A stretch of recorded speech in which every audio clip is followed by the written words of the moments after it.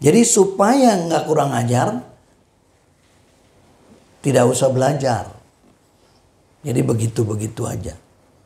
Supaya lebih aman, nggak usah belajar, nggak usah sekolah. Bukan hanya nggak usah sekolah, nggak penting bisa baca dan tulis, menghitung, nggak penting. Jadi kehidupan yang begitu aja. Nah, itu bisa dalam satu sisi, dalam situasi yang jauh dari keramaian. Kemungkinan bisa terjadi.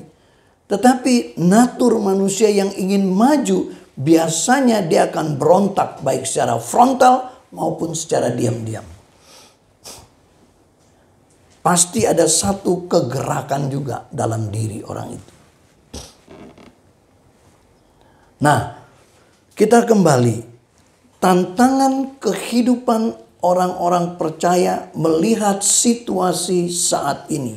Saya kalau melihat perkembangan yang ada, itu membuat saya cukup merasa bebannya cukup berat. Dan ini semakin saya bawa kepada Tuhan, tolonglah minimal orang-orang yang beribadah di Proskineo. Dan juga saya berdoa supaya anak-anak yang ada di Proskineo ini dididik betul-betul ke arah Tuhan secara jelas. Dan mereka harus betul-betul menyadari bahwa Yesus adalah Tuhan. Itu poin yang sangat mendasar. Dan mereka harus diarahkan untuk menerima Yesus secara pribadi dalam hidupnya. Nah, kalau itu sudah, itu merupakan satu fondasi awal. Tapi itu pun kita perlu terus mengarahkan, mendidik mereka betul-betul agar mereka dalam track yang jelas. Nah, kalau itu sudah, baru kita, Tuhan terima kasih, kita mengandalkan Tuhan. Kemana dia pergi, kemana dia berada, Tuhanlah yang menyertai. Kalau enggak, kita akan kehilangan. Nah, itu situasi yang terjadi. Nah, sekarang bagaimana dengan kita? Apa yang harus kita buat? Paulus menulis surat kepada orang di Roma yang hidup di perantauan, yang tidak mudah menghadapi pergaulan, tidak mudah menghadapi perkembangan pada saat itu, tidak mudah juga bersosialisasi, tidak mudah juga untuk berkarya, tidak mudah.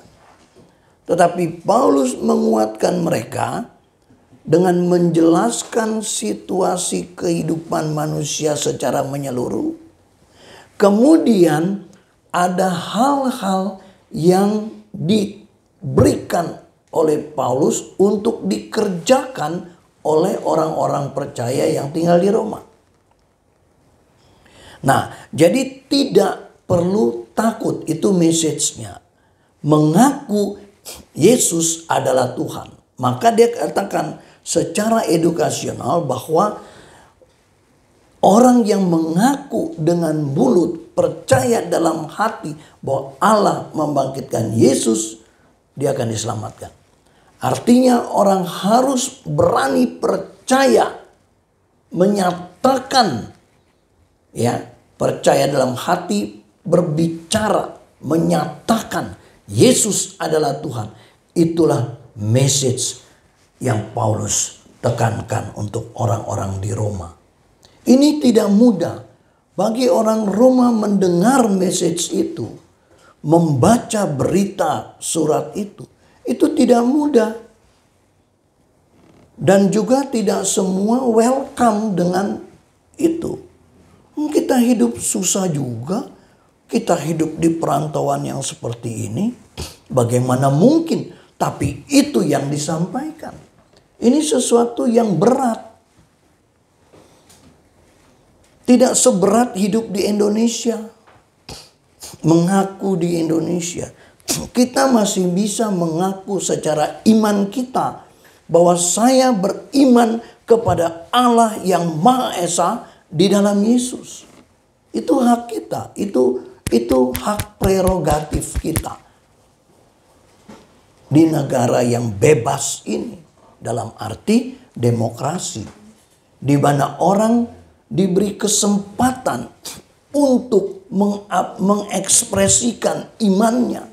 Jadi kitab Roma ini yang kita baca ini menjadi satu pelajaran bagi kita untuk kita aware betul-betul, untuk berani menyatakan melalui mulut kita bahwa Yesus adalah Tuhan.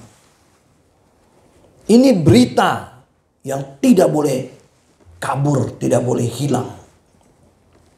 Ini berita harus disampaikan di mimbar-mimbar. Dan bila perlu di luar mimbar. Berita ini yang paling diperlukan oleh manusia. Karena kita tahu segala sesuatu ada masanya. Segala sesuatu sifatnya fana, tidak kekal. Dan kita mengarah kepada kekekalan.